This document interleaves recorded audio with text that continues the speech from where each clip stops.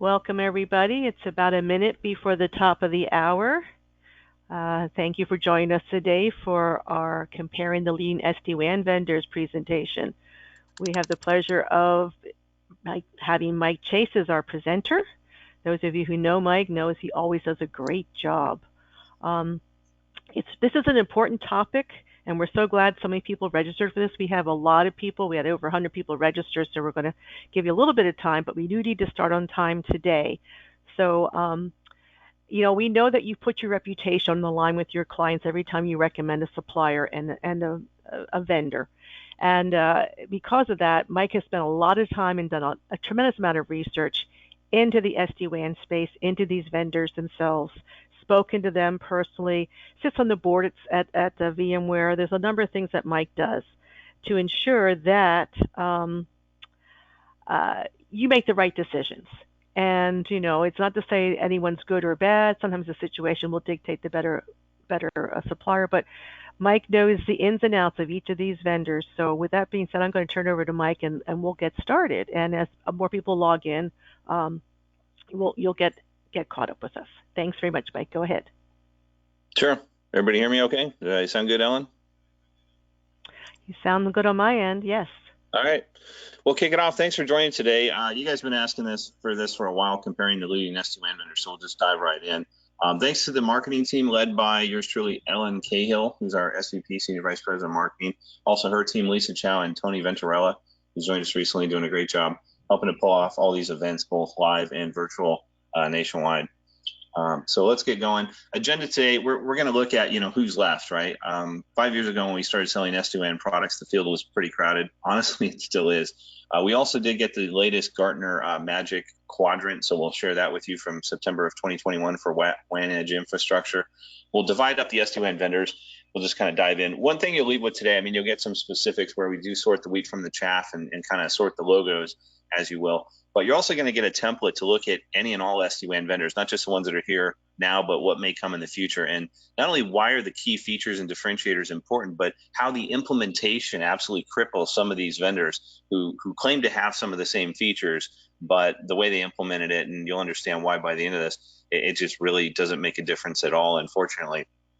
We'll also talk about the roadmap, what's coming with SASE. One of the nice things about being on the tech advisory board with VMware and their product and having close contacts at Fortinet and some of the other products that we sell is that we're in the lead. We're in one of, I think, 6 companies worldwide, carriers worldwide, that is able to. We're actually in the beta for the SASE software from VMware, and I actually have it loaded on my desktop.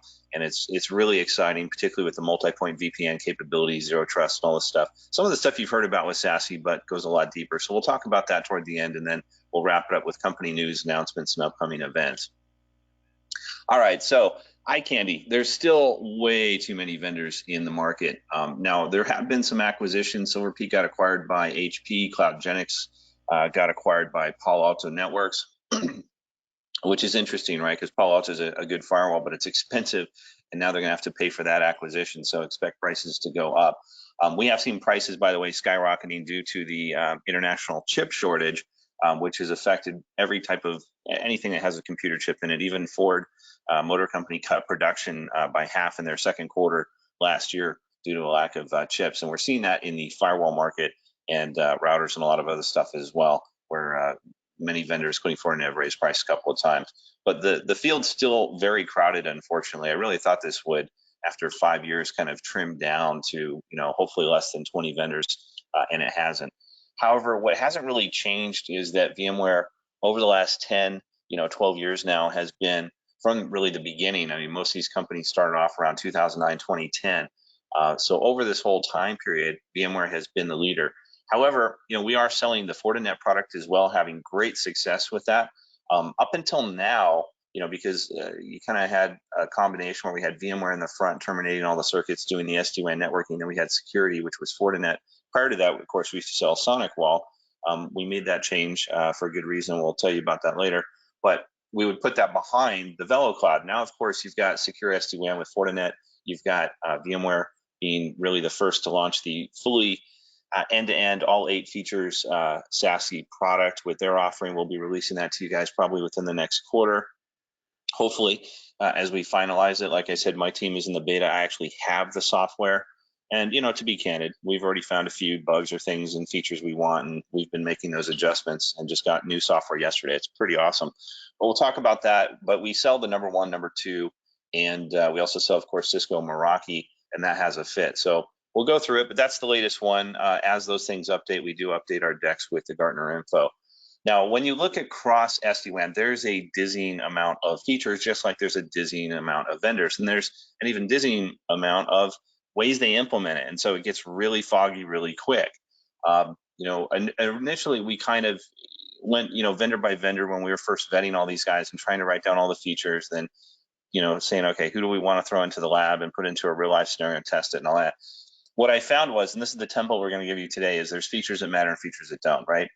Some vendors really spend a lot of time, Cisco, Viptela, Versa, others, because they came from a legacy networking background. I mean, if you look into the founders of some of these companies, they used to work at Juniper, Cisco, different places, clearly. But they really focused on legacy networking and not taking, that to next generation routing, which is really what SD-WAN is, right?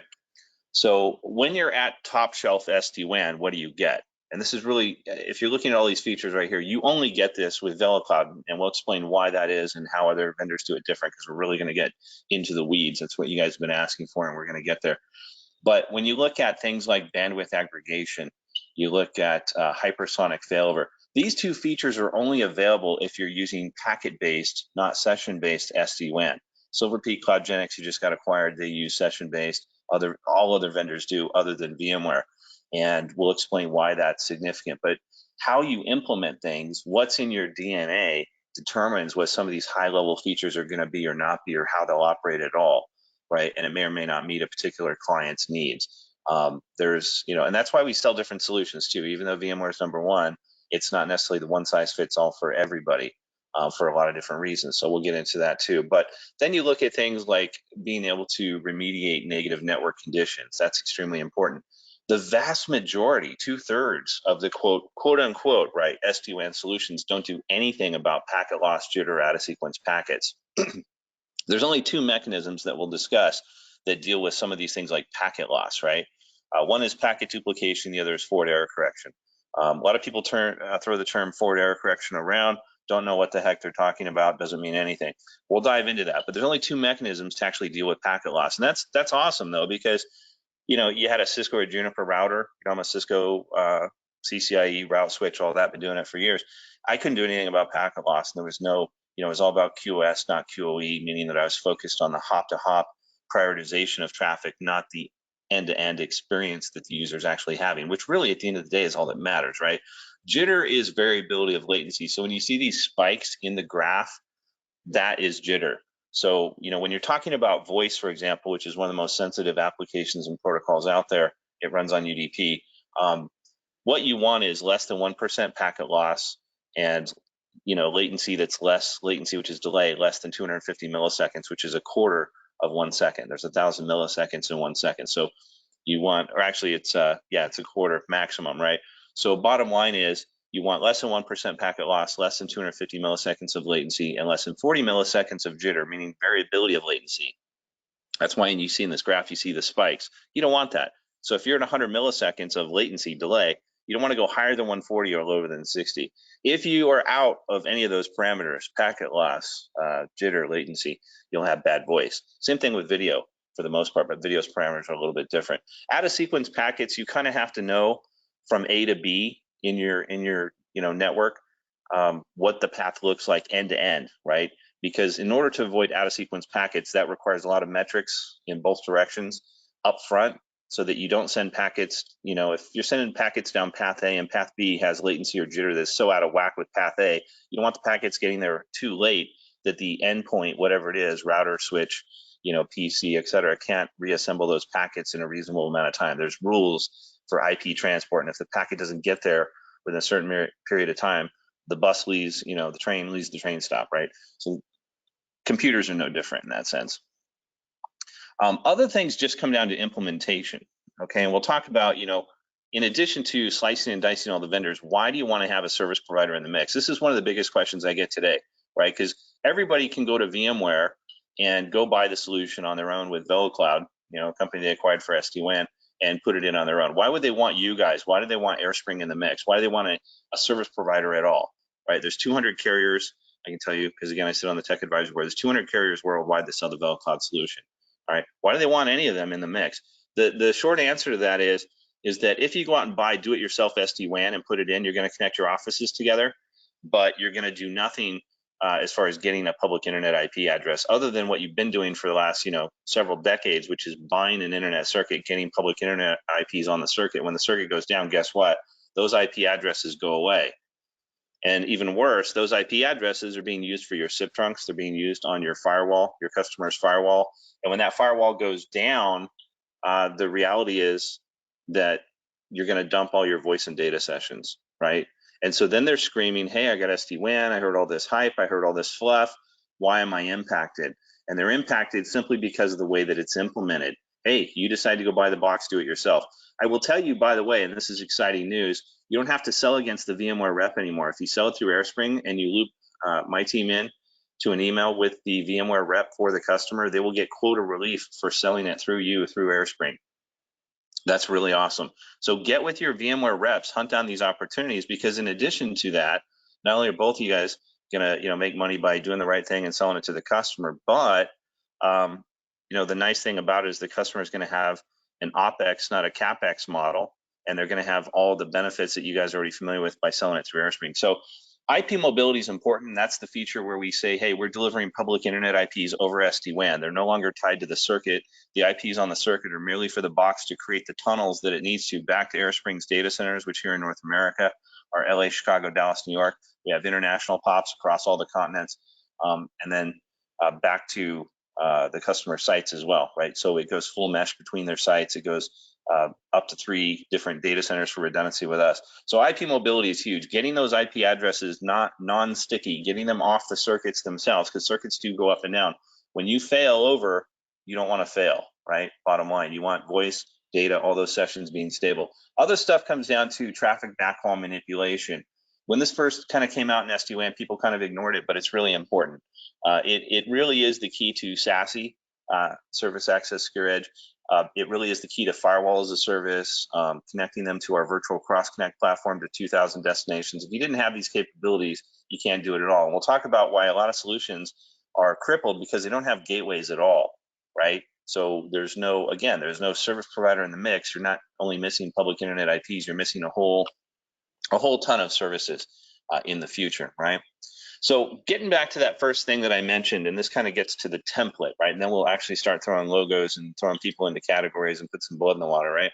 But bottom line is, in the DNA of all SD-WAN solutions, you've got 2 types and 2 types only, okay? You've got session-based, and this is legacy networking. Every network device ever created in the history of man thus far was session-based, okay?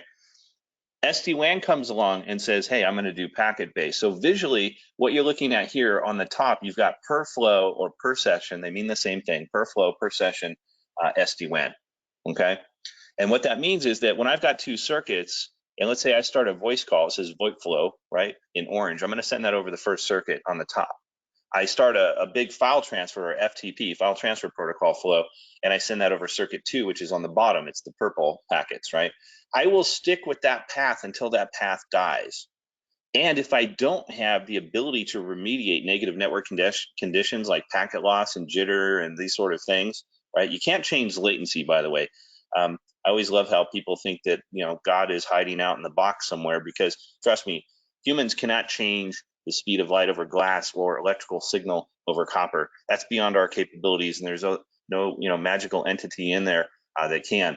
What it can do, though, is do jitter buffering. It can do packet duplication or forward error correction to do with packet loss, out of sequence packets due to the advanced metrics. It can just avoid that up front by not sending packets down 2 different paths that aren't symbiotic with each other, right? They're just, the parameters are too out of whack to get packets across both that arrive at the destination within a reasonable amount of time. But that said, in flow-based or session-based, it'll stick with this path. That's a huge flaw. Now, if you're only stuck with one path, how are you going to do, for example, load aggregation? If I had 2 500 meg circuits, how am I going to mash those together to get a gig of throughput? The answer is you can't. right? And so in the past, what you had with SD-WAN solutions and a lot of network solutions as well was round-robin load balancing, meaning that I'm just going to, take the first session, which is a voice call, and then I'm going to take the file transfer, or maybe somebody's watching Netflix video, send it over to the other circuit, and so on and so forth. And the problem you have there is that obviously they wind up very unequal. A voice call can be 100K. This file transfer could be 7 megabits per second. And so you're going back and forth, but depending on the nature of the flow, the application using it, it becomes very uneven. Now, when you look at the bottom, and this is what VMware does, and only VMware does this, okay? They don't care what the protocol is. TCP, UDP, ICMP, right? TCP is typically web traffic, UDP is used for voice, ICMP is if you're pinging something, right? And they don't care what applications above that, voice is an application using UDP, web surfing, your web browser is an application using TCP. It doesn't really care what it is. It's agnostic to all of that. It will take the packets that comprise those protocols, those applications, those conversations, those flows, and split them up anyway across all the circuits you have available, okay? And send them through the SD-WAN tunnel, because this is an SD-WAN feature. It's not going to split packets up and just send them out, to the internet unless you're using the SD-WAN functionality, right? So kind of a neat thing, but that's the difference. And so when you're splitting those packets up, right, and you can send them across multiple circuits, of course you get better load balancing. But this is also key to another feature. How does VMware do hypersonic 2-millisecond failover, right? Again, there's 1,000 milliseconds in 1 second. How do they pull that off? Simply because the very next packet in any conversation in any application, because it's agnostic, doesn't care, it will send it over the next available path, right? So if you lose one packet in a voice or video conversation, it's imperceptible, all right? And that's why you get hypersonic failover. Everybody else's solution fails over in, multiple seconds, sometimes minutes at worst case, depending on the scenario and the context and the solution. Could take, I think the longest is 5 minutes across any of these solutions, right? But the reality is it'll fail over in a few seconds. BGP, which is our only mechanism we had prior to SD-WAN to get redundancy with the internet, would fail over in 30, 60, or 90 seconds. Again, there's 1,000 milliseconds in 1 second. So if you do the math, you're talking 30,000 to 90,000 milliseconds versus VMware at 2 milliseconds. It's night and day difference. But now you're starting to see that in the DNA, so one of the first questions I ask a vendor is, are you session or packet-based SD-WAN? Now I know why that's important, because that's going to affect my ability to aggregate traffic as well as how quickly I can fail over and what the impact is going to be to the customer. Other solutions like Cisco Meraki, for example, and I'll pick on them because I sell them. They're a good fit for a lot of scenarios. But the reality is they only do path steering. So I call this the pick your poison. I've got 2 circuits. The box is analyzing, what's going on. Hey, I'm seeing packet loss. I'm seeing, negative network conditions. Can't do anything about it. Period. Can't do anything about packet loss, can't do anything about jitter, doesn't avoid out of sequence packets. But it knows that there's bad stuff going on the circuit, just like all my legacy Cisco routers did. And all it will do is steer that traffic to another path. Or if the circuit went down entirely, it'll steer it to another path. It also makes 40-year-old, or I guess 42-year-old now, legacy IPsec VPN a heck of a lot easier than it used to be, configuring it on the command line or even through a GUI with Cisco. And that's why Meraki, they were $1.2 billion acquisition for Cisco. They sold a lot of boxes, tens of millions of boxes worldwide, because it's a lot easier to manage, deploy, and get visibility. But when it comes to SD-WAN, it's definitely SD-WAN Lite. If path 1 isn't looking good, it'll switch your voice to path 2. If path 1 goes down, it'll switch to path 2, right? And that's great, especially for small offices where you kind of need a firewall, a very light firewall, a very light, quote, SD-WAN solution in there. It does a great job. But understand, it's not doing anything about packet loss and jitter and this other stuff. That's what we call path steering. Now, when you get to path remediation, right, which is Fortinet and VeloCloud, and again, we'll sort these. We have some slides where we kind of throw guys into categories. But when you get to path remediation, it's a whole new game. What happens there, again, you got 2 mechanisms, packet duplication and forward error correction. Packet duplication is low or no cost to the CPU in the box. So that also lowers your manufacturing cost, right? Because the box doesn't, you don't have to put a really expensive CPU in there to drive it from Intel or AMD or ARM, right? But it has a cost to bandwidth, but that's minimal, right? So bandwidth these days is usually plentiful and cheap for the most part. And if you burn a little bit extra of that, let's say you got a 100 meg link, you're running 50 megs of voice, and suddenly you encounter packet loss. Packet duplication says for every sequence of packets that I need to send, how many extra do I have to send to overcome X amount of packet loss? And I'll send those extra packets so that at least one gets through. That's the idea. As long as one packet for every sequence of packets that the application sends and expects to receive, as long as it gets there, the application stays happy, right? Any extra packets that are received are just discarded at wire speed by the box. It doesn't cause any overhead. So that's why this is such a brilliant mechanism to overcome packet loss so that your video looks flawless and your voice sounds flawless no matter what. But you've got to have some bandwidth to spare, right? So what happens if you've got typically a T1 with 1.5 megs, or you got a fast E circuit that's not that fast, it's only 10 megs, or you got a 5 meg, link or whatever. Well, then you probably are maxing it out and you don't have any bandwidth to spare at all, right? So then you are going to be looking at forward error correction. Forward error correction is a high cost to the CPU. And the reason is that you're using a little bit of CRC, cyclic redundancy check data and metadata, which is sharded or split across, piggyback across other packets. You have enough information about the packets next to you as you're sending data that if one is missing, the box at the other end can do a very costly CPU calculation, costly in resources. It has to, crunching power, right? It has to really be a math brain to crunch this thing. So you need a little bit more expensive chip in there. But the reality is that there's no hit to bandwidth at all. It's all CPU, right? So the box is a little more expensive, but it basically says, hey, you can use all your bandwidth to send your traffic because I'll do the crunching on this end and I'll recreate the packets that are missing, right? So if I told you that, I received some data that said 1 + 2 equals, but then the 3 got dropped, I can reasonably figure out on my own that 1 + 2 = 3, but I need to use some brain power to do it. Same concept. It looks at what is there versus what's missing and accurately can reconstruct it. So those are the only two mechanisms across all the vendors that are out there. Now, again, 2/3 of the vendors don't do either one of these, and very few, if any, vendors do both. So VeloCloud, for example, VMware does packet duplication. It does not do FEC. They have what they call a modified FEC, and they used to throw this term around a lot. We had a lot of arguments on the tech advisory board and amongst peers and all that, which I've pretty much won at this point. But the reality is that that is the true definition of FEC. When you look at a solution like Silver Peak, they do FEC. They don't do packet duplication. There's a lot of things they don't do, but that's one of the things they do really well. They do FEC, and they do true FEC, right? Forward error correction. Many don't. So why do we always say QoE versus QoS? So legacy networking, QoS was, okay, I'm going to mark my voice, my video packets, and I'm going to say these should be prioritized. And so when a packet comes in, right, my ingress port, I'm going to mark that for priority. It's going to go out, or egress port, and I'm going to prioritize that. So when packets come in, the reason you have, and I used to work at Broadcom, so I understand this intimately, but when packets come in, right, you capture them in a big buffer so that, imagine if everybody rushes through the front door and they're standing in the lobby and you're up on a terrace above, right? You're the QoS prioritizer scheduler guy. So you look down there and you say, okay, all voice packets march up the stairs and meet me here, and I'm going to shove you out the egress immediately ahead of everybody else. That's what QoS did, right?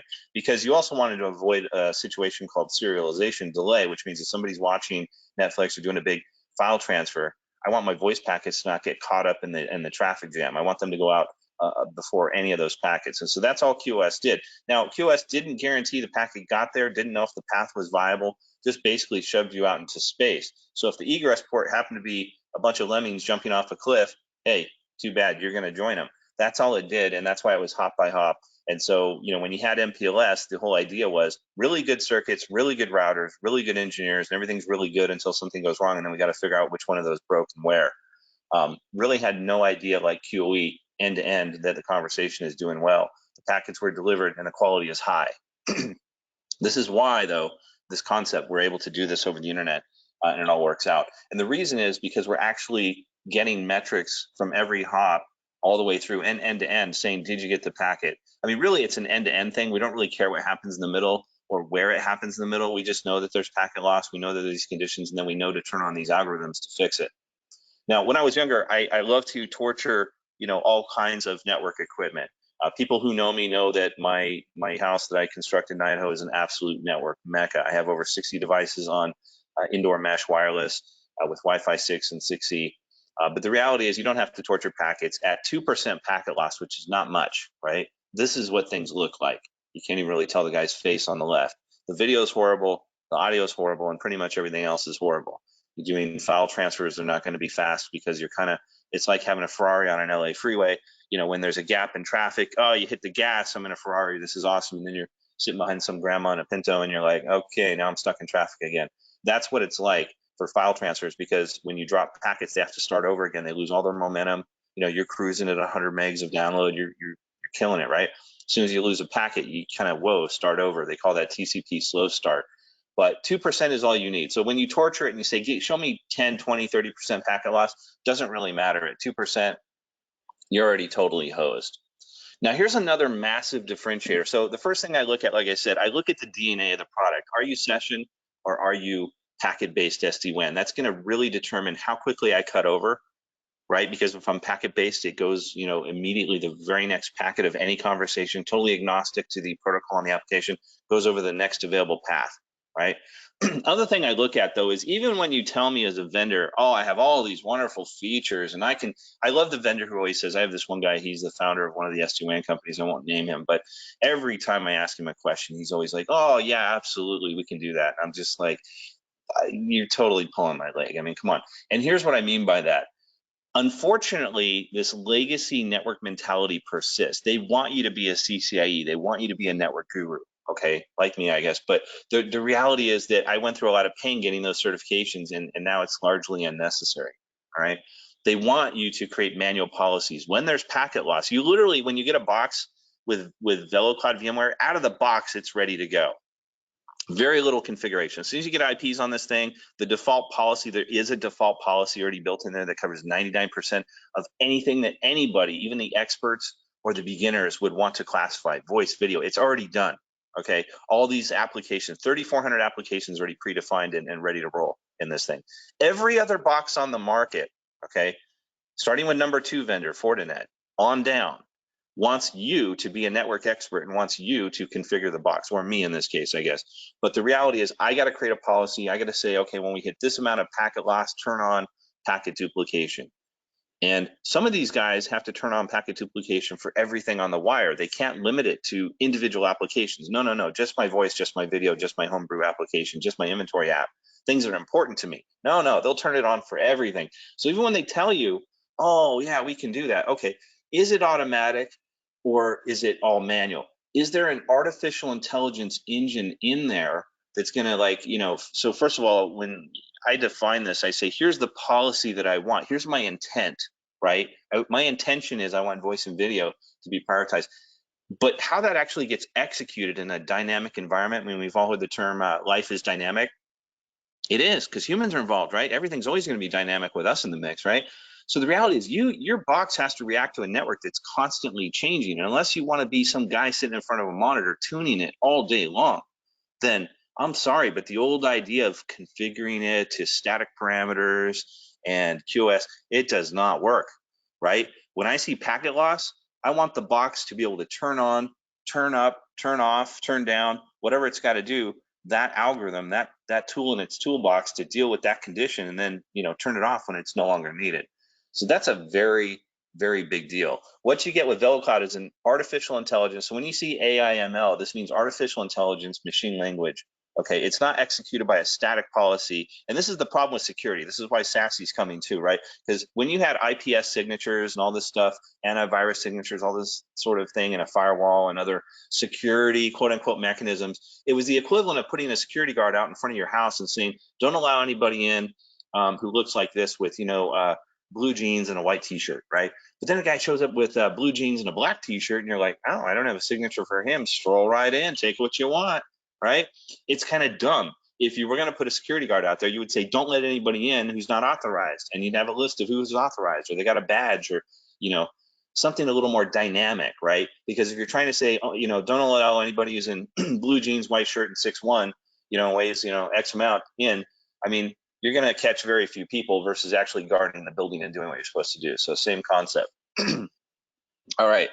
Next thing I look for, right, how the DNA is Can they deal with packet loss at all? What's the mechanism that they use when they do packet loss? So when you're telling me you do packet duplication, do you turn it on for everything?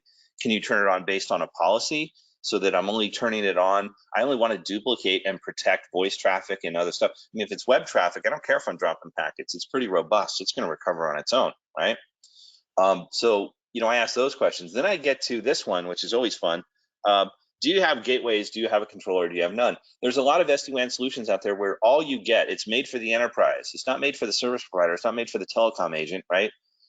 It's made for selling direct to companies. They just figured they would bypass the channel. Always a bad idea, by the way. That's why AirSpring's 100% channel focused. We love you guys. I got to give you kudos because you're the reason why we're one of the top sellers out there for SD-WAN. And we are in the top 10% worldwide now with VMware. That's from VMware. You don't have to take my word for it. But it's also the reason why during the pandemic, when they were shipping the new 600 units and a lot of other stuff, the new 3810s and so forth, that we were the first vendor to get those shipments. And even though larger carriers, many of whom I'm the #1 reseller for, tried to jack the shipment, they weren't allowed to because they're not even on the latest versions that would allow them to run the hardware.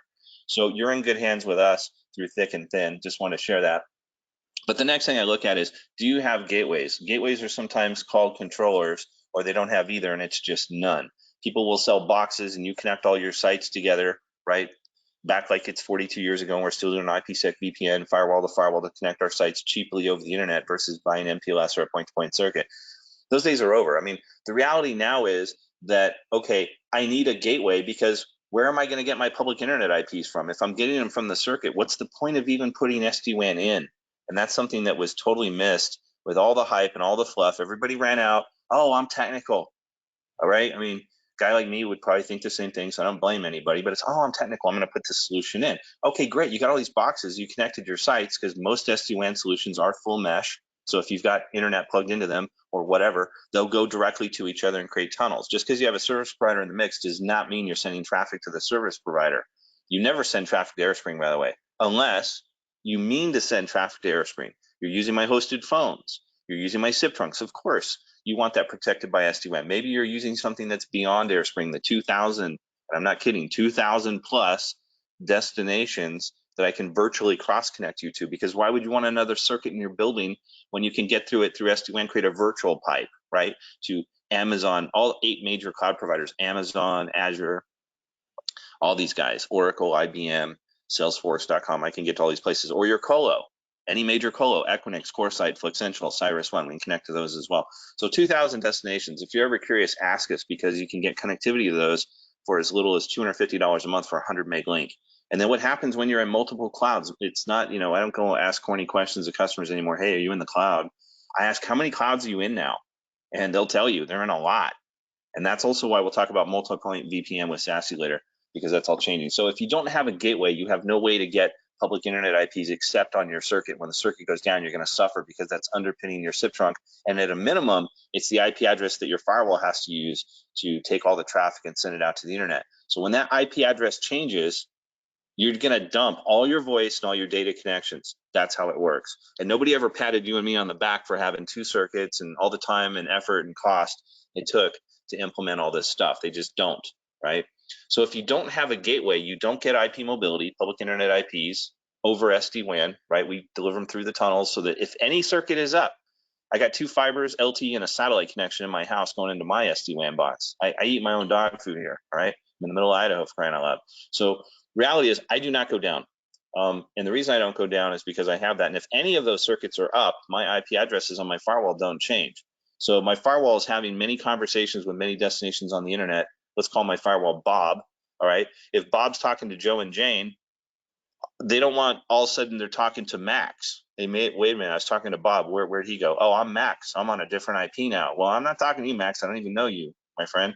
So that's what happens when you got to change IP addresses. All your conversations drop because they're like, who's this, right? Midstream, I don't know you. I mean, that'd be a security violation among many other problems. So that's why things drop. So you got to have IP mobility. The other thing is you got to have 3-quarter protection.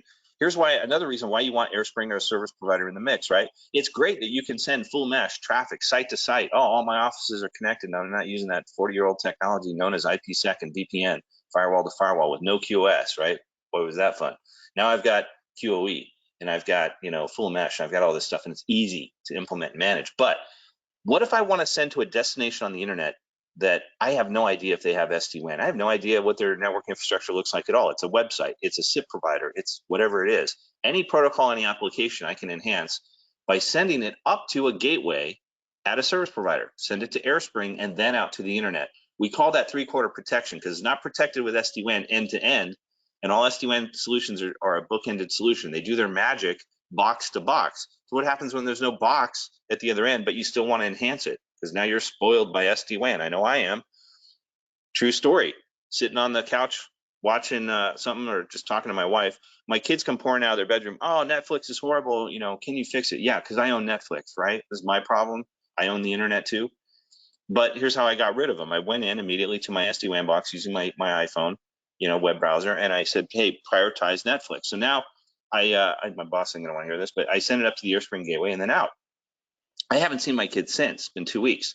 So the reality is that yes, I can improve all traffic, and it is 10 times better by sending it from my box up to a gateway, which is kind of like another box, but it's made to handle 5,000 plus customers and up to 4 gigs of traffic per gateway. We have, as you can imagine, hundreds of gateways now, right? But all over the world. But the reality is that can be the other end, and it's not going to be end to end, but it's going to get you out of broadband hell. It's going to get you out of the business park or the neighborhood or whatever's going on with your internet provider individually, and it's going to improve it because we're only 1 or 2 hops away from Netflix and Microsoft and Oracle and everybody that you're trying to get to. So it's an awesome thing, three-quarter protection. You don't get three-quarter protection, though, if you do it yourself and you don't put AirSpring and you don't put a service provider in the mix. You also can't get to our 2,000 virtual cross-connect destinations, right? And then last but not least, since you've decided to do it yourself and live on SD-WAN Island, or you picked a solution that decided from day one that they don't need gateways and they don't need controllers, then great. Now I'll tell you, when I talked to Silver Peak and a lot of other vendors, they said, oh yeah, we have that functionality. No, you don't.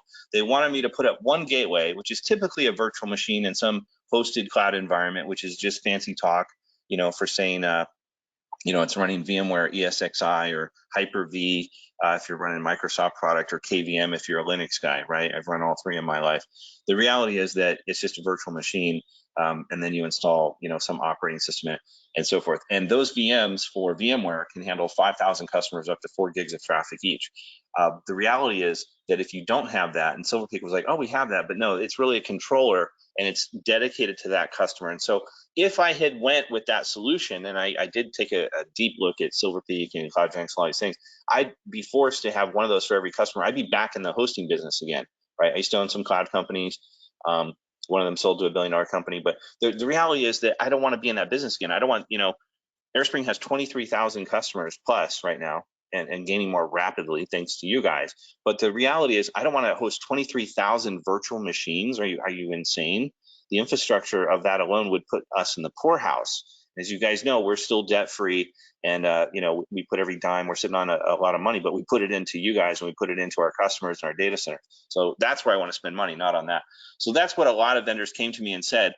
Oh yeah, we have that. No, you don't. And the only vendor, after all this time, the only vendor who still has a true hierarchical, multi-tenant, multi-customer gateway and can keep that all encrypted and keep it totally separate, isolated, and secure is VMware. And that's why they're crushing it in the telecom market, if you must know.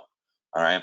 So how do I divide, basically SD-WAN into 3 broad categories, okay? One of those is what I call the bandwidth wranglers, all right? These are guys that are not actually SD-WAN, but they do a great job with enhancing your internet, okay? Because trust me, if you're just some average Joe and you don't know a lot about networking, I want to fail over, I want to aggregate my links, I want to have a better internet experience. Believe it or not, that's the #1 use case for SD-WAN. Because the #1 and #2 product at AirSpring, just so you know, I mean, you guys know because you're the ones selling it, is selling internet and selling SD-WAN. And the people who marry those two together are killing it, because SD-WAN is the best box on earth to enhance your internet experience. So these guys are awesome. Now I'll tell you, out of all of these guys are mostly bandwidth wranglers, okay?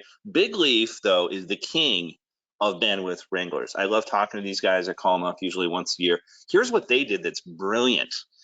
IP addresses for IPv4, as you know, if you haven't transitioned to IPv6 yet, we ran out of IP4 addresses a while ago.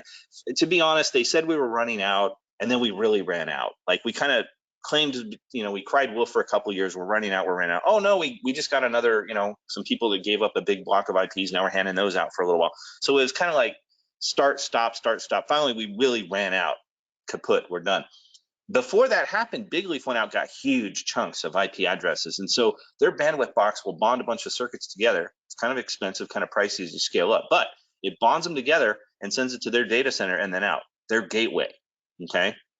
Now, what's brilliant about it and why people think it's SD-WAN is that source IP address they give you, they're delivering over SD-WAN. They're delivering over the tunnels, their bonder box, right? And you put that on your firewall, and guess what? If that IP address is always up, then anything you're doing with that IP address, point-to-point VPNs from your firewall, remote access VPN for remote access users, SIP trunks, whatever you're doing stays stable. Bob's always talking to, Joe and Jane. Max doesn't show up because the IP address never changes. So Joe and Jane are happy talking to Bob all day long. That's the joy of Big Leaf Networks. In a nutshell, that's the magic, right? And so it's very stable. So if one circuit goes down, you're still using the same IP addresses, talking to all the same people on the internet. You just shrug and you're like, you move on. You lost a little bandwidth. Your users might say, oh, seems like I lost a little bandwidth here. Things are going a little slower, but they're still going, right?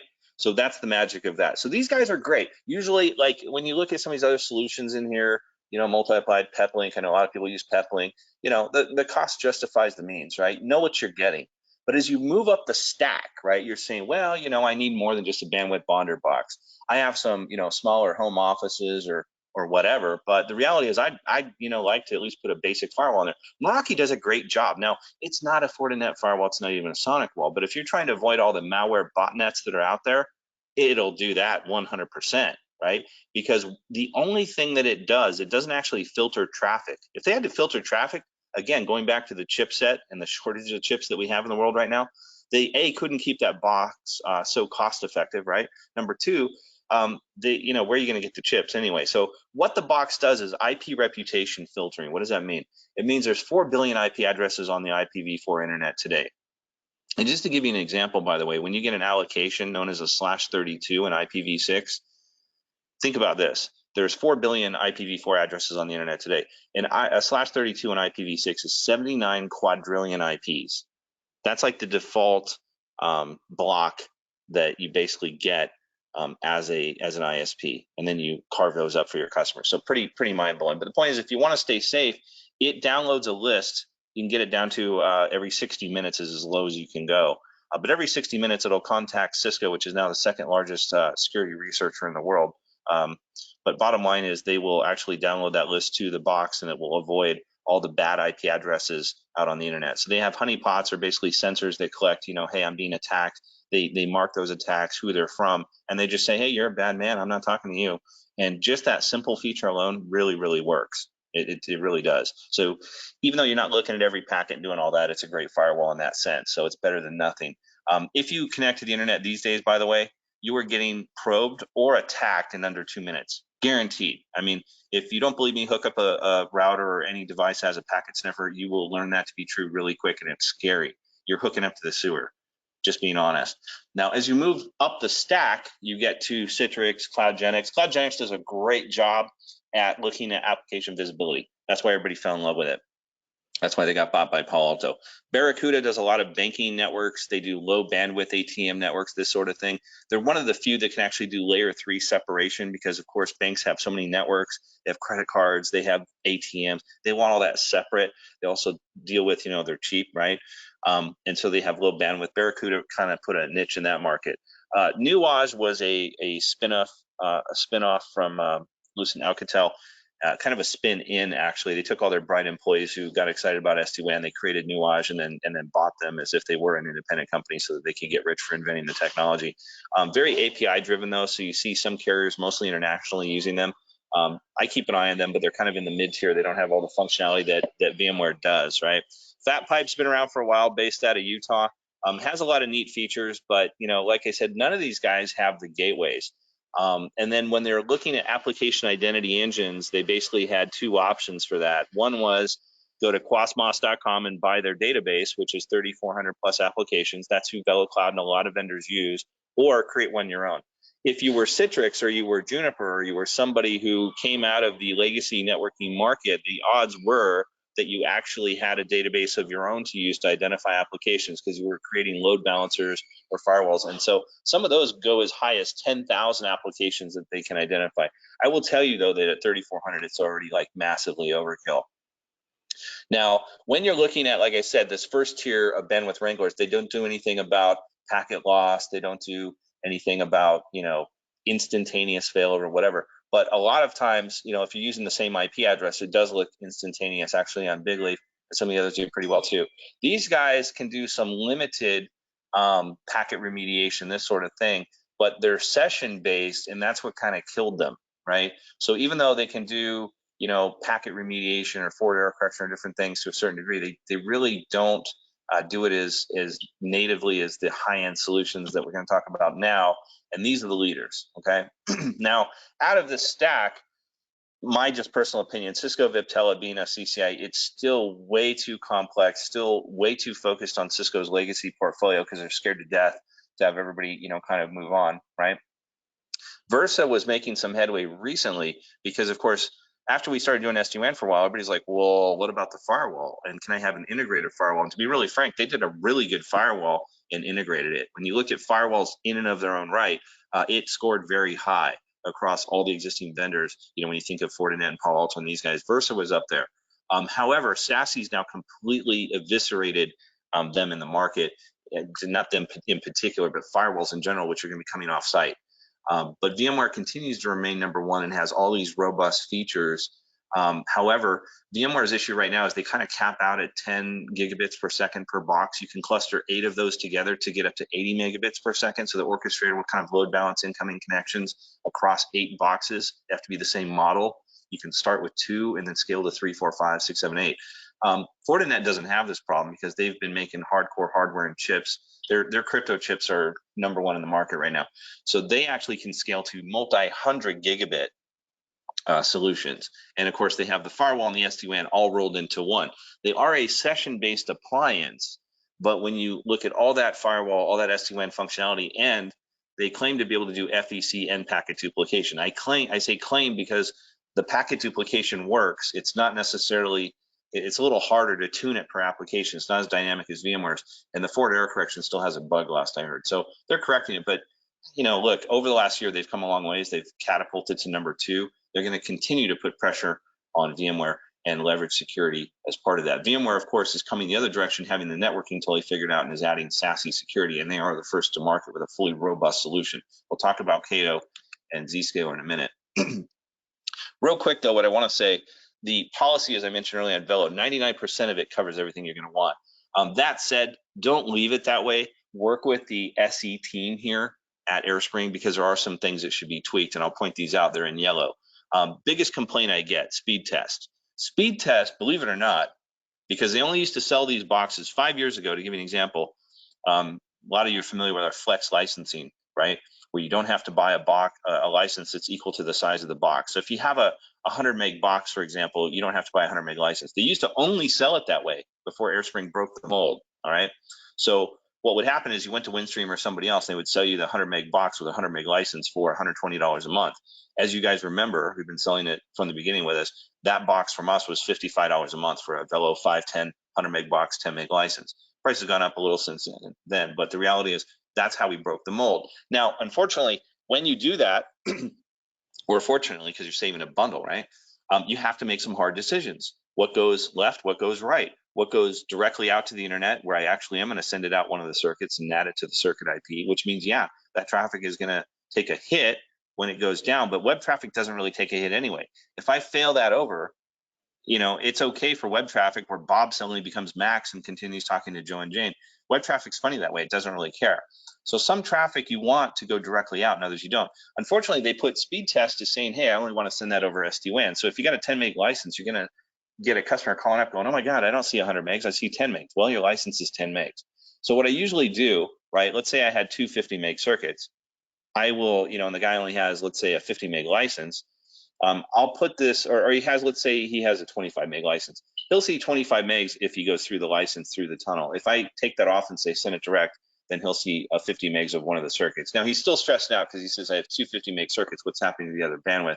The reality is when you're web surfing, that stuff does go session based. And this is the great thing about the box. It's so versatile with Velo, is it'll actually send that out both links. A little harder to see in the interface, but the bottom line is you will get 100 megs out of the box. The only question is how much of that do you actually need to protect? And you'll define what that is by policy, and then that'll get protected by SD-WAN. And that's a great solution because then you only have to pay for what you protect. But you are going to get the full throughput of the box, and we're happy to get on with my team anytime and explain that to your customers. Now, here's another cool thing. This is what I love about the Lonsteins. These guys, I went to Avi and I went to Daniel. I said, hey, listen, VMware's got a new feature, and it's called Edge Network Intelligence. They're not going to charge us for it. Can we just pass it along to the customers, not charge them? Now, a lot of carriers are greedy. They're going to say, oh, wait a minute, I can make money on this because look at these graphs. I come back from lunch, somebody says the Zoom call totally sucked. I can tell them why. Look at all this data. You know, I'm looking at the jitter, I'm looking at the latency, I'm looking at the packet loss. This is good stuff. And you know, this data can be saved for up to a year. So if I'm at lunch, normally I would come back, say, hey, sorry, I didn't have a packet sniffer running when that happened. I have no idea. Now I can actually say, hey, I know exactly what happened. So that's going to be free. We are turning this up over the next quarter. If you want that turned up, reach out. We can lead the way. Okay, wrapping up because we only got about 10 minutes left. SASE's coming. We're working on this right now. I would say the beta is tremendous. I'll give you one example because there's 8 major features here you see on the right. Network security, so you're going to have firewall as a service. You're going to have CASB, which is cloud access security broker, which means you're going to protect your connections to the cloud. You're going to have cloud SWG, which is basically your web gateway. So all your web surfing is protected. That's extremely important, by the way. The web browser in any device is the Achilles heel to everything. When you look at the iPhone 13 that came out recently, 2 Chinese companies, through the Safari web browser that's built into the phone, hacked and rootkitted the entire phone in under 25 seconds. 2 different hacking teams in China, okay, through that browser. PCs are just as bad, right? Doesn't matter what browser you're using, it's an absolute security hole. So you want all that traffic going through a gateway on the internet and absolutely checked before it completely runs amok and gets your PC infected. You've got, I forget what the WAN platform or service. A lot of you guys are familiar with Cato and Zscaler, so you're familiar with ZTNA, Zero Trust Network Access. That means that unlike in the pandemic where we went home and then VPN'd into the company and started sharing malware with the company and the company sharing malware with us because it was a big wide open tunnel to make it look like you're in the office, right? Plugged in at your desk, but you're not, you're at home. That concept is going away for obvious reasons because we all got lots of malware and we traded it around. So it was bad enough that you're trying to avoid one virus while avoiding human virus while you're avoiding a digital virus at the same time. Made it quite challenging. So that's going away in favor of zero trust network access. What that means is I'm going to only open up or allow across a VPN tunnel the minimum amount of protocol and access and ports, and very granularly the minimum amount that I need to connect to a server or an IP platform to use my soft phone or whatever, right? DNS is now protected. I can do advanced, instead of just web filtering, I can filter where you're going by your DNS request. So I'll instead of actually telling you how to get to that bad website, I'm going to redirect you to the firewall and say, sorry, this is blocked. RBI, remote browser isolation. This is going to absolutely solve the problem with web browsers. Your web browser now will run in a secure shell in the cloud, and when it gets infected, as soon as you close the browser, it's destroyed. Also, it gets infected. Who cares? It's not running on your PC. It's not running on your phone. So there's no endpoint to infect, which then can turn around and infect everybody else on the network, right? It doesn't exist anymore. It runs in a shell in the cloud. As soon as you close out the browser, the tab in the browser, it's destroyed. If you're actually doing a download through your web browser, it'll go through a multi-engine scanning for malware and viruses and so forth, and then actually download it through a secure encrypted tunnel to your PC so that it's safe by the time it arrives. There's nothing to spread elsewhere. Firewall as a service, we already offer this today. That's the traffic backhaul manipulation. That'll become standard with this offering. So all these security mechanisms that tie to each other are going to be offered through SASE. 8 major features, including user-based analytics, UEBA, data loss prevention. If you email, like Tech Data has this, right? Big distributor of electronics and PCs and stuff in the bar market. If you try to email them a credit card, their DLP system automatically emails you back, says, sorry, we don't accept this information. That's dangerous. Don't email it to us. Call our 800 number and give it to us over the phone. Literally does that. It's a pretty cool system. Now, why is SASE becoming so popular? Why are Cato used to they've been shifting around a lot, right? They kind of said, hey, we're the global SD-WAN, guys, we're competing with Ariaka. Then they said, no, no, no, no, no, we do that too, but, we're really about security and SASE and all this stuff. And Zscaler's making a fortune on it. They're a multi-billion-dollar company as well. Why is SASE so popular? Okay, simple answer. Crypto is really, really hard to do. Okay, your firewall, I mean, if you look at the traffic, it's the stuff on the left, it looks like hieroglyphics. You got to decrypt that, and it still looks like hieroglyphics unless you're some kind of nerd web programmer. I kind of am. And I can read this stuff on the right and say, wow, I actually know what HTML code looks like and what it means and what it's doing. But at a minimum, it's got to look like that, or your firewall has no idea what's going on. And so what you got to do, because 99% of traffic on the internet is encrypted, is you basically have to decrypt it, filter it, and re-encrypt it. To do that requires chips. Fortinet has the fastest. They'll impact your overall throughput by as little as 8%. Palo Alto, Checkpoint, Cisco, at least early numbers, they're losing 75, 49%. So if you're losing half or 3/4 of your throughput on a 100 meg pipe, and you're only getting 25 megs out of there or 50 megs, trust me, you're going to be pissed. Or your firewall doesn't do this function at all, which is most firewalls, right? If you didn't buy a firewall in the last 12 months, trust me, it's not doing this functionality at all. That means that you're only able to look at the edges of the packet, source, destination, IP address, what website I'm going to, and block it. Unfortunately, that's enough to keep most users happy. They go, oh, I still can't get to that bad website. Yeah, but you got to a valid website where the blog has been converted to a hacker's use and everything in there is malware and you're happily downloading it, right? How does that help? So your firewalls largely today are blind with your customers. You're going to have a field day selling new firewalls in SASE this year. Trust me, you're going to make a lot of money. And all of this, the reason why firewalls and SD-WAN are merging together and then coming off site and moving under SASE is because you need to look at billions of transactions every day.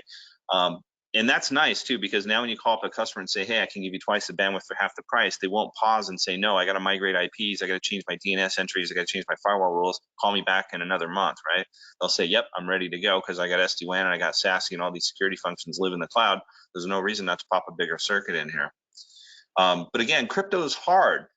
You're actually telling the firewall in the middle to fake all the digital SSL certificates of everywhere that your users are trying to visit. And in order to do that, you've got to create a certificate they trust, right? That can fake them out. So they'll use that, not Google, not the destination, wherever they're going, to encrypt it, but they'll use the firewall's fake version of where they're going, send that traffic to the firewall, he'll decrypt it, filter it, and send it on. When he sends it on, he'll actually contact Google or wherever he's going and Spotify, whatever, and get their certificate and then encrypt it, because otherwise they won't accept the traffic at all, right? They want the traffic to be secure.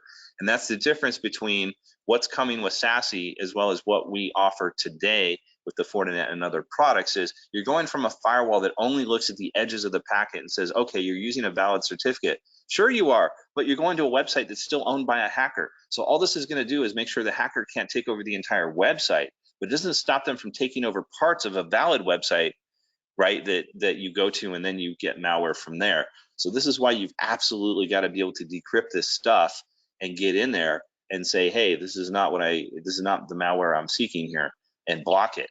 The firewalls are not doing that today because 99% of the traffic is encrypted. And if you don't have the chips, the throughput on all firewalls, quite frankly, was horrible, even on old Fortinets. So even though you hear, oh, I have Fortinet, don't be like, okay, you got everything you need. No, if you're not on the F series for the small firewalls, you're on the D or the E, you still need a new Fortinet to do this. They did not have the crypto chips in there, unfortunately. A few minutes left, so I'm trying to wrap up. But cloud architecture, it's all going to be in the cloud. You'll come from many different endpoints, software-based, hardware-based. Now, this is why, too, I'm not a big, Cato Zscaler fan, because the reality is that you have to have a hardware box in your site. You're going to have endpoint software installed on your laptop, your smartphone, all this stuff, doing all this SASE security stuff in the future. And the security is literally night and day. However, what are you going to do with all those IoT devices, the Nest thermostat, the IP camera, right? I got news for you. Nobody's going to allow you access to the operating system because these are appliances pre-built with a certain purpose. I'm an IP camera. I'm a Nest thermostat. Nobody's going to give you access to install some SASE software in there, okay? So that stuff has to be segmented to another VLAN, another segment in your network, and it's going to have to go through one of the hardware boxes, formerly what you used to call your SD-WAN box, your firewall, et cetera, and get filtered the same way. That's how you're going to deal with those devices, right? Otherwise, you're not going to get all these features here in the middle that represent SASE, firewall as a service. All this stuff's moving up to the cloud. Why is it moving up to the cloud? Because the cloud can do the heavy crunching and the billions of inspections that it needs to do in order to deliver functionality. That also means the cloud is going to have to be everywhere, right? First thing you learn about Spectre and James Bond, we are everywhere. Well, they're going to have to be everywhere. Less than 10 milliseconds from 80% of the population, less than 5 milliseconds from all major cloud providers. And automatically using geo load balancing, it'll figure out based on where you are, where you need to be going, right? Fortinet is in the process of having to create the same thing. And when you look at this, this is why this is so important, is who are you going to trust, right? Are you going to trust it? I mean, I love Cato, but the reality is, look, they got 400 employees worldwide. How are they going to compete with 34,000 at VMware and 9,000 at Fortinet? And these are companies, VMware and Fortinet, that are multi-billion-dollar companies versus VC funded, right? Somebody's eventually, you would imagine, going to have to buy Cato unless they get wildly profitable soon. And then what's that going to look like, right? Because when people buy you, they're either there to eliminate you or typically integrate you with their existing product structure. A lot of times it's just to eliminate you. But reality is that you're going to see, I think, the premier offerings come from VMware and Fortinet. Not to knock Cato and Zscaler. They were kind of first into market. And I'll tell you what, if you're a doctor's office and you got all these devices running around, you can actually install SASE software on there and then get everything filtered versus letting your users run amok, your nurses and physician's assistants, and get all this malware, and then it's stealing all your patient data. I mean, it can get nasty. They've got turnkey solutions, and people needed that, and they put them in right away, and they did pretty well, right? Last but not least, global SD-WAN. We've got it. A lot of people don't. You'd have to go to Cato or Ariaka. Our prices typically versus Ariaka are about one fifth. Okay, for every 100 bucks you spend, you'd spend 20 with us, you'd spend 100 with Ariaka. Definitely have those conversations. Dave Pierce, those guys report up to me now. Great team, but we're enhancing this network tremendously. It's all 10 gig mesh today, but there's going to be a lot of features and functionality coming. We're already doing deployments worldwide. We're one of 15 companies authorized behind the Great Firewall of China. A lot of manufacturing, for good reason, has been moving out of China, down to South Korea, over to India, places all over the world, and we've been a big factor in that. I'll turn it over to Ellen right now. Always email me as well. Let's have some. So, Mike, thanks, Mike. This was very good. Do you have time for Q&A? We have some people that want to ask questions. First of all, I want to tell everybody, you've been asking us individually. Yes, our webinars are recorded. This webinar was recorded. I will send out a link to the replay next week. But if you are on AgentStar, our customer portal, we save all these webinars under the resource section. You can always go back and play them later. There were two questions that came in the write-in window. One person, Ken wants to know if SASE will be an additional cost or if it will be included in with SD-WAN. Do you want to talk about how that's going to be packaged? Good question. It will be an additional fee. With us, I mean, we're always a cost leader, so I'm really excited because I think that it'll be more affordable through us than anybody else. The other thing that's exciting is you haven't thrown your money away by putting in the SD-WAN solutions that you've got with us today, whether it's, Fortinet or VMware. VMware will be first to market. Fortinet's probably going to come later this year, and I don't know, even from Cisco, they're still putting their timeline together. But on the VMware product, for those of you who sold VeloCloud, that's going to integrate hand in glove with the SASE product. It's not a replacement, it's an enhancement. For the same reason I told you that the IP camera and the Nest thermostat and these IoT devices are going to have to go through a box. That box that you have now, the SD-WAN box, will be enhanced with some SASE functionality. And then you'll also have software which actually gets installed to the endpoints. And I have to tell you, by the way, it's wonderful because it does multi-point VPN. I'll give you this one teaser, okay? I used to have to VPN into, let's say, our Los Angeles office or our New York data center or Dallas, office data center, whatever. But I actually, in reality, have resources that I need to reach, servers and web servers and IP phones, and there's stuff talking across our entire network. So the problem was I would VPN into one place, right? Because VPN was point to point. I would then have to cross our own backbone from that office. Hopefully I had a backbone, right? And of course I do, but not everybody does. But you have to cross that to get to the other resources, right? So I'm going to LA to get to New York. Now when I don't have to actually pull a VPN client up. It's all automatic in the background. Once I've logged into Windows and authenticated myself, it's transparent to me. So when I'm pulling up the internal web page on our intranet server, it's just like I'm using the web browser, the same web browser that I'm using to get to the internet and everything else. It's totally seamless. And because it's creating 5 or 10 or 20 tunnels to directly where the resources live, some of it's in Amazon, in Azure, some of it's in AWS, some of it's in my data center in LA, some in New York, some in my office down in Florida, whatever. It's all over the place. And I've got all those tunnels simultaneously. So a little bit of a teaser But all that security with all this now multi-point VPN connectivity with two-factor and zero trust and all this wonderful stuff. So anyway, to throw that in. Take it away, Alan. Okay, another question was about, sizing the solution. Eli asked if we could cover, what user support for different SD-WAN solutions. I mean, is there a limit on, or anybody have a range there? Or, I mean, I know we sell different boxes which accommodate a certain number of users, but is there a quick way to answer that question? Scaling and sizing. Fortunately, with SASE, it's unlimited, right? Because again, you're going to have the SD-WAN stuff will continue. With SD-WAN though, this was specific to SD-WAN. The SD-WAN will continue to be sized by speeds and feeds. Now, I will tell you that the language that always came out of VMware was very confusing, right? Because it's a combination of the upstream and the downstream. That's true. However, in functional reality, it's a lot easier, right? I tend to take the biggest number upstream or downstream and add that for that circuit, and then add just the biggest up or down from each circuit together to get the total number to size the box. And the reason for that is this: all traffic except for voice is asymmetric. It's either going up or down. It can't do both simultaneously. Only voice and one other protocol on earth, which is a weird backup protocol that I ran into once. Only those are simultaneous, meaning if I'm sending 1 meg up, I'm sending 1 meg down. Everything else in life, if I'm doing a big file transfer and I download, it might be 100 megs down. But then when I turn, or 99 megs down and 1 meg up, because I have the acknowledgement, send me more. I turn around to upload it, it's the opposite. Now it's 99 up and 1 meg down, right?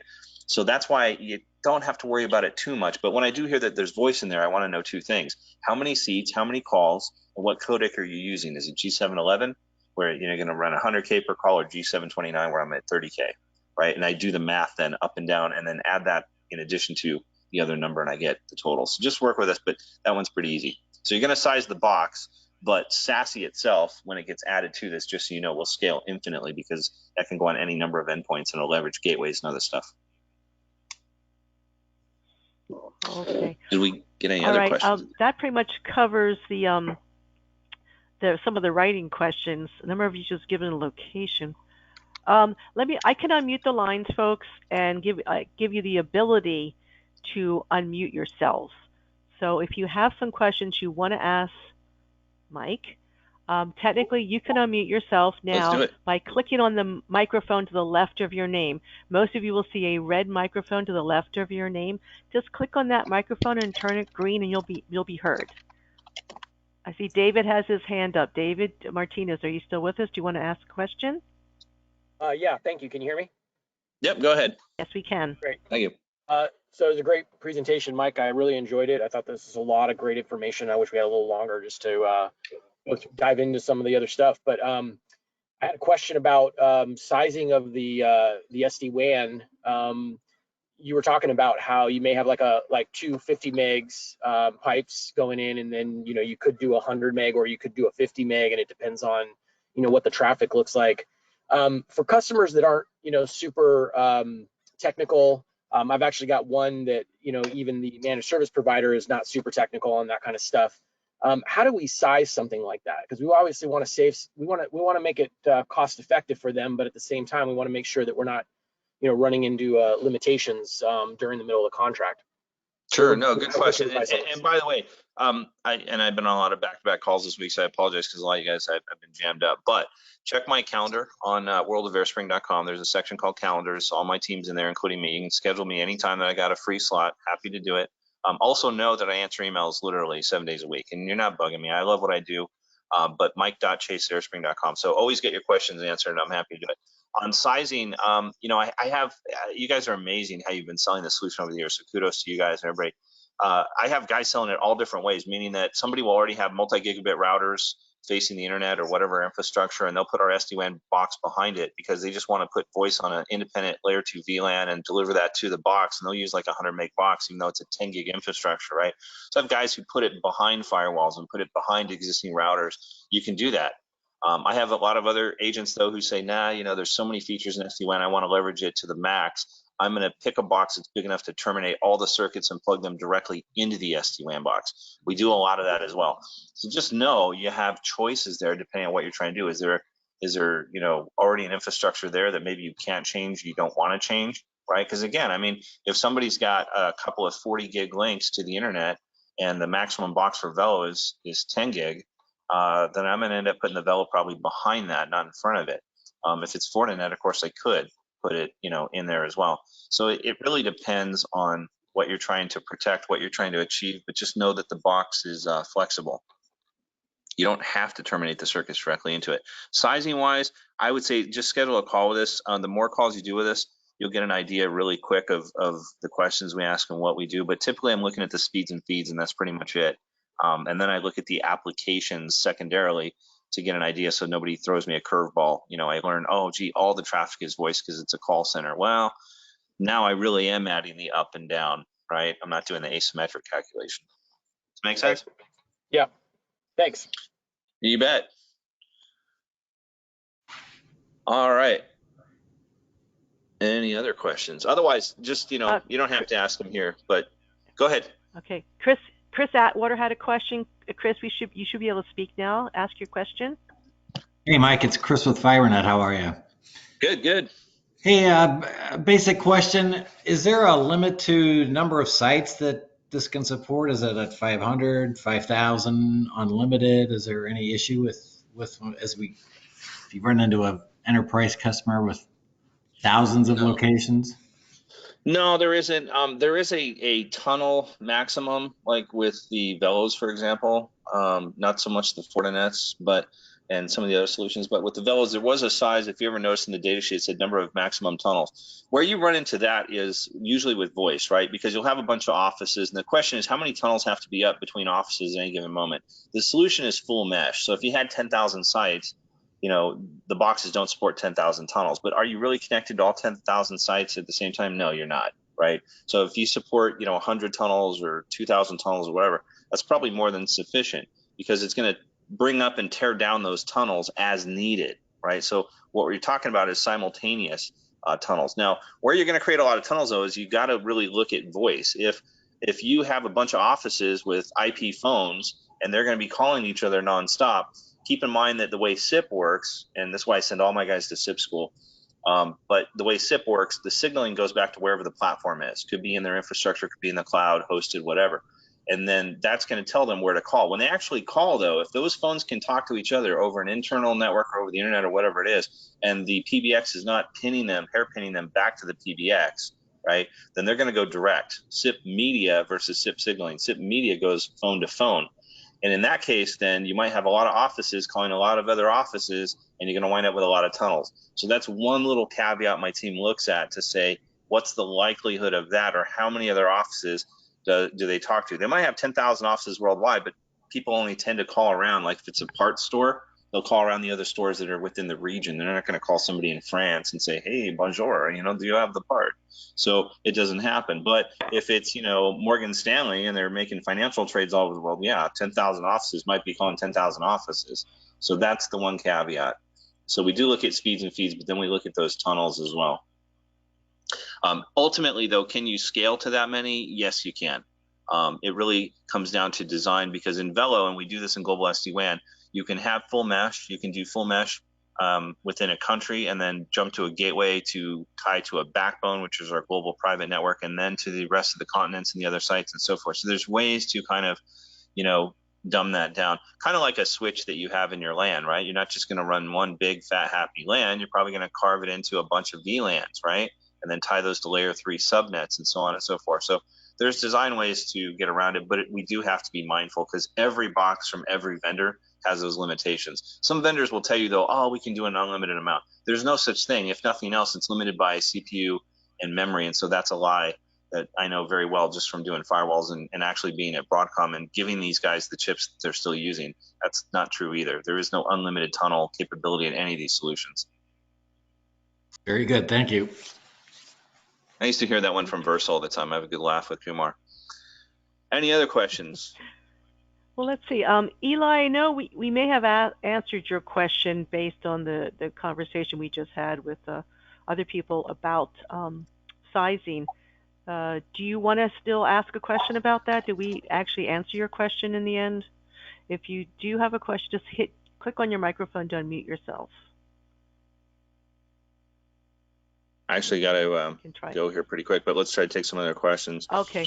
All right. if we don't have time for your question, you can send an email, mike.chase@airspring.com. And also, worldofAirspring.com is a special site Mike has set up where there's a lot of resources and links. And as he mentioned earlier, you can set up a calendar invitation with him on that site. Anybody have other questions? Winner, if not, we'll move on. Yes. Now, please take time to answer the survey that you'll get at the end of the webinar. We do award a $100 Amazon gift card every month. Last December was Stuart Cohen from Synergy Technology Group won our gift card back in December. And we also have some other really intense webinars coming up. Mike, let's move on to the next slide.